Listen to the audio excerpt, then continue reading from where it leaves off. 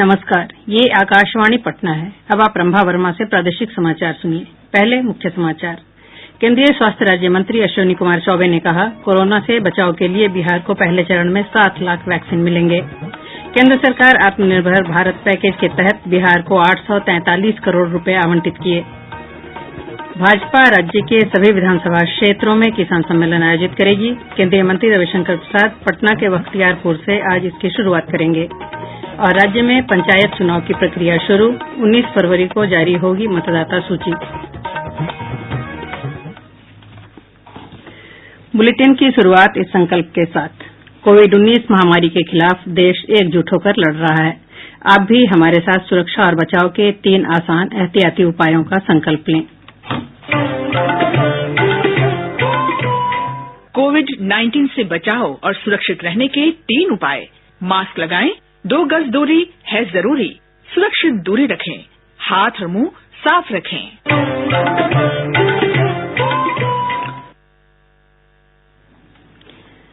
अब समाचार विस्तार से। केंद्रीय स्वास्थ्य और परिवार कल्याण राज्य मंत्री अश्विनी कुमार चौबे ने कहा है कि बिहार को पहले चरण में 7 लाख वैक्सीन उपलब्ध होगी। पहले चरण में भंडारण और लोगों तक पहुंचाने की व्यवस्था पूरी है।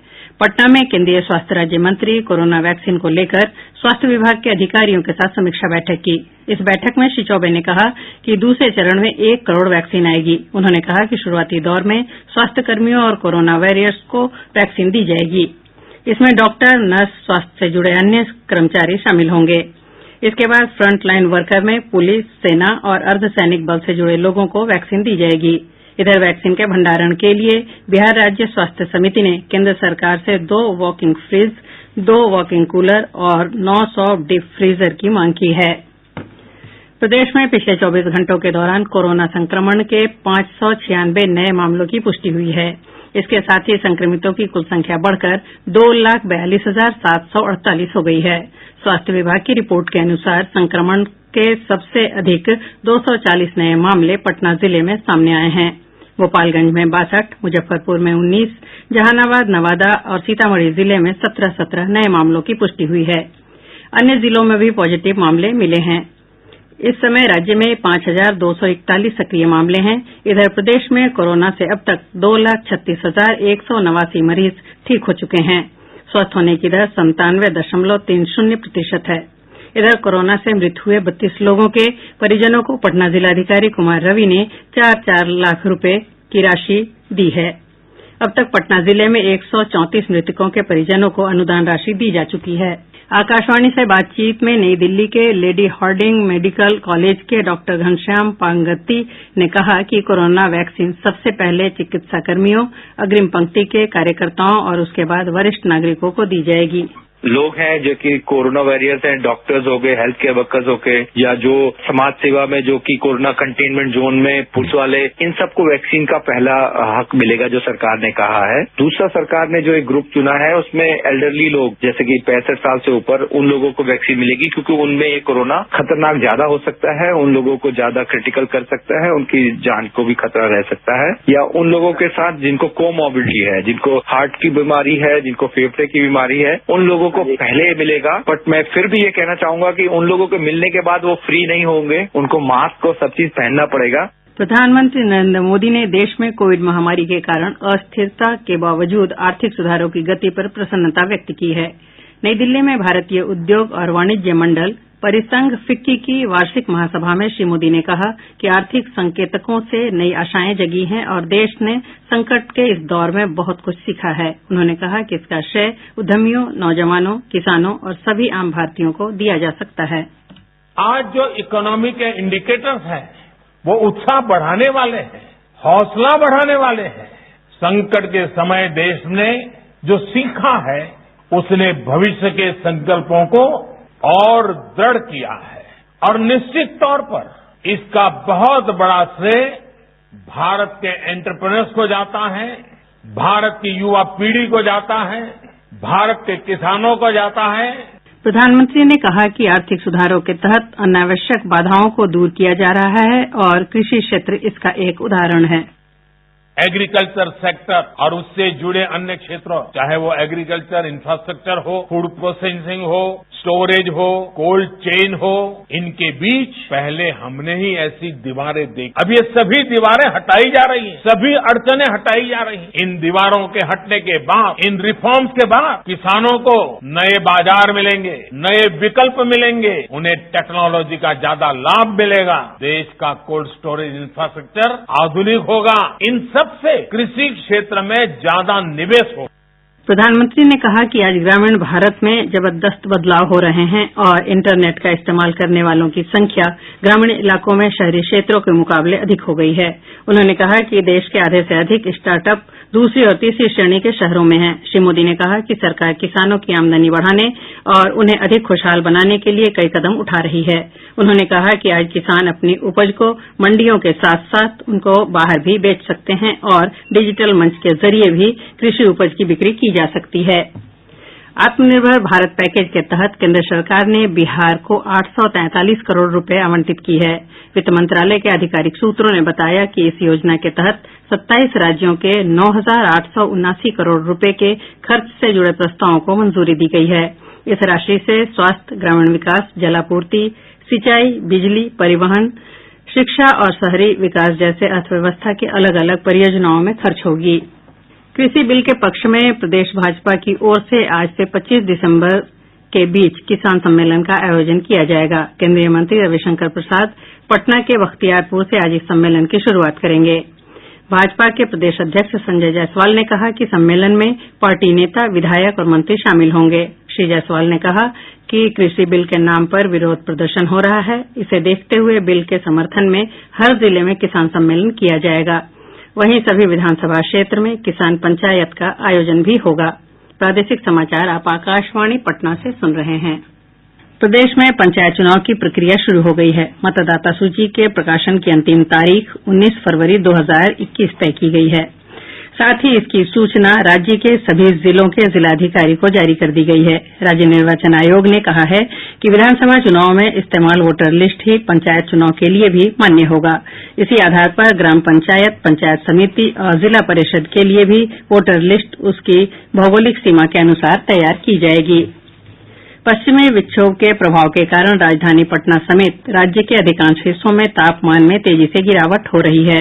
मौसम विभाग ने कहा है कि आज राज्य के अधिकांश क्षेत्रों में हल्के बादल छाये रहेंगे और कहीं कहीं हल्की बारिश की भी संभावना है।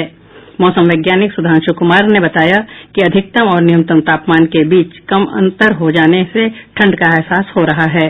करीब 4-5 दिनों से बिहार प्रदेश के अधिकांश हिस्से सुबह में घने कोहरे से प्रभावित थे, लेकिन आज आसमान बादल से ढके होने के कारण कोहरे में कमी देखी गई, जिस कारणवश आज दृश्यता में भी सुधार हुई। ऊपरी वायुमंडल में धुंध की ऐसी परत छाई है कि सूरज भी ठीक से दिखाई नहीं दे रहा है, जिससे अधिकतम तापमान विगत कुछ दिनों से सामान्य से 3 से 4 डिग्री सेल्सियस कम दर्ज हो रही है। उत्तर पश्चिमी या पश्चिमी हवा बिहार में मंद गति से आ रही है, लेकिन वह शुष्क न होकर नमी युक्त है। न्यूनतम तापमान सामान्य से 5 से 6 डिग्री सेल्सियस ज्यादा दर्ज हो रही है। पटना में न्यूनतम तापमान 16 डिग्री सेल्सियस रिकॉर्ड किया गया है। वहीं गया का न्यूनतम तापमान 9.8 डिग्री सेल्सियस दर्ज किया गया। सीबीआई की विशेष अदालत के आदेश पर सृजन घोटाले मामले में भागलपुर के 3 स्थानों पर संपत्ति जब्त की गई है। इस सिलसिले में सीबीआई ने अमित कुमार की एक जबकि उनकी पत्नी की रजनी प्रिया के नाम से 2 संपत्ति जब्त की है। तीनों संपत्ति भागलपुर के तिलका मांझी इलाके में है। अब तक इस मामले में 5 संपत्ति जब्त की गई है। बिहार पुलिस संगठन सिपाही भर्ती की शारीरिक दक्षता परीक्षा में 15 और फर्जी अभ्यर्थी को गिरफ्तार किया गया है। गिरफ्तार अभ्यर्थी वैशाली, बक्सर, सारण, पटना, नालंदा, भोजपुर, मधेपुरा और गोपालगंज जिले के रहने वाले हैं। इधर पर्यावरण, वन और जलवायु परिवर्तन विभाग में वनरक्षी पद पर नियोजन के लिए 16 दिसंबर को लिखित परीक्षा आयोजित की जाएगी। इसके लिए प्रदेश में 383 परीक्षा केंद्र बनाए गए हैं। गया से मुंबई के लिए अब सीधी विमान सेवा शुरू की जा रही है। इंडिगो एयरलाइंस ने गया से मुंबई के लिए हर दिन एक विमान का परिचालन 25 दिसंबर से शुरू करने की घोषणा की है। रेलवे ने यात्रियों की सुविधा को देखते हुए दरभंगा और पुणे के बीच चलाई जा रही स्पेशल ट्रेन के समय में बदलाव किया है। मुख्य जनसंपर्क अधिकारी राजेश कुमार ने बताया कि पुणे दरभंगा साप्ताहिक पूजा विशेष ट्रेन 30 दिसंबर तक प्रत्येक बुधवार को पुणे से शाम 4:15 से खुलेगी और तीसरे दिन सुबह 6:40 पर दरभंगा पहुंचेगी। वापसी में दरभंगा पुणे साप्ताहिक ट्रेन 1 जनवरी तक प्रत्येक शुक्रवार को दरभंगा से शाम 4:47 पर खुलेगी। बिहार विद्यालय परीक्षा समिति की ओर से कक्षा 9वीं से 12वीं तक के विद्यार्थियों के लिए ऑनलाइन क्रॉसवर्ड प्रतियोगिता का आयोजन किया जा रहा है। ये अभ्यास सत्र 12 जनवरी तक चलेगा। इसके बाद 15 जनवरी से मुख्य प्रतियोगिता परीक्षा की शुरूआत होगी। बोर्ड के अध्यक्ष आनंद किशोर ने बताया कि अभ्यास सत्र के शुरूआत 4 दिनों में 15 दिसंबर तक क्रॉसवर्ड का अभ्यास करने और इसके संबंध में जानकारी के लिए मौका दिया जा रहा है। परिवहन विभाग की ओर से पूरे प्रदेश में ओवरलोडेड वाहनों पर कार्रवाई के लिए विशेष सघन जांच अभियान चलाया गया। इस अभियान में बालू लदे और अन्य ओवरलोडिंग वाहनों की जांच में 105 वाहनों को जब्त किया गया है। वहीं 31 ओवरलोडिंग ट्रक और अन्य व्यावसायिक वाहनों के परमिट रद्द करने की अनुशंसा की गई है। परिवहन सचिव संजय अग्रवाल ने बताया कि सघन जांच अभियान में 171 व्यावसायिक वाहनों पर जुर्माना लगाया गया है। अब पटना से प्रकाशित प्रमुख समाचार पत्रों की सुर्खियां। आज के सभी समाचार पत्रों ने अलग अलग खबरों को प्रमुखता से प्रकाशित किया है। हिन्दुस्तान ने राज्य में जमीन और फ्लैट खरीदारों को म्यूटेशन कराने की खबर को प्रमुखता से प्रकाशित करते हुए लिखा है, जमीन फ्लैट खरीदारों को म्यूटेशन से छुटकारा जल्द। अखबार लिखता है, म्यूटेशन के लिए अब ऑनलाइन आवेदन करने की भी जरूरत नहीं होगी।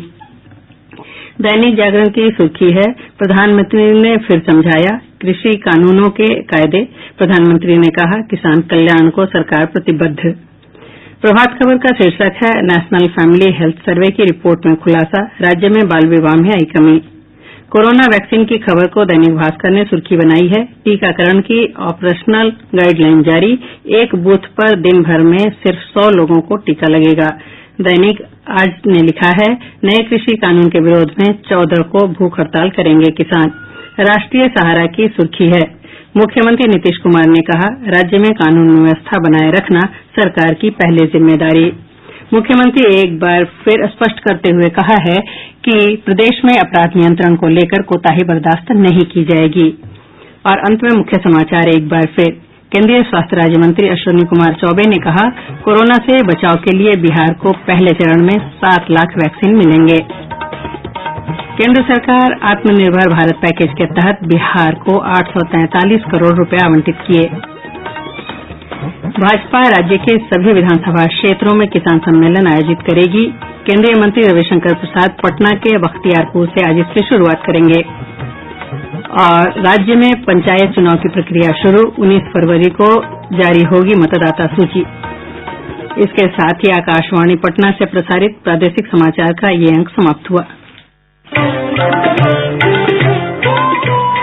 कोविड-19 से बचाव और सुरक्षित रहने के 3 उपाय। मास्क लगाएं, 2 गज दूरी है जरूरी, सुरक्षित दूरी रखें, हाथ और मुंह साफ रखें।